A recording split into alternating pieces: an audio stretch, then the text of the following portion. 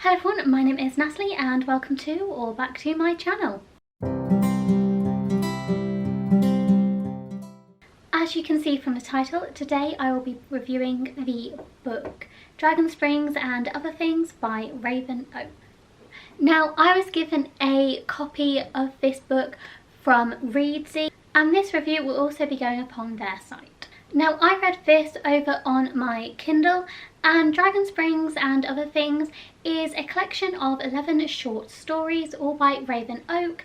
Some of these stories are linked to books they have published and are kind of short story companion pieces to those, and a few of them have also appeared in other anthologies as well, but this is basically a collection of a bunch of short stories. They have also published a book 2 of anthologies as well. So the genre of this collection is basically magical realism. Some of them are pure fantasy, some of them are everyday, but it's like finding magic in the everyday. And I have to say, I did love this collection so much. There were a few stories that didn't hold my attention as much, but then again, with short stories, that's bound to happen.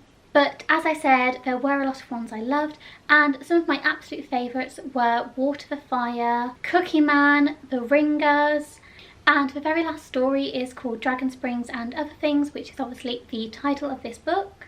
And one of the biggest things about this is the writing is incredible. Honestly, you feel like you're transported to these worlds. You end up caring for the characters and their stories so much, and it really makes you want more from these characters and these worlds. And a lot of these stories are just so unique in their perception and the concept of them. Honestly, they're such a fascinating read. The only downside with this collection, if you can call it a downside, is you do end up wanting more from these characters when obviously we just see them in a short story. But yeah, I would definitely be up to seeing these characters in larger works, a lot of them. Some of these stories have, as I mentioned previously, been taken from her full novels as well, and they're kind of companion short stories to those novels. So I definitely am interested in checking those out, because this short anthology is such a great introduction to her writing. And one of the great things that they did is at the end of each short story, they included a little blurb which explains where the idea come from and why she wrote these stories. And I think that is brilliant. I wish all short stories could have that little blurb at the end, just to give us an insight into what inspired the author, because I did really enjoy that little touch there as well.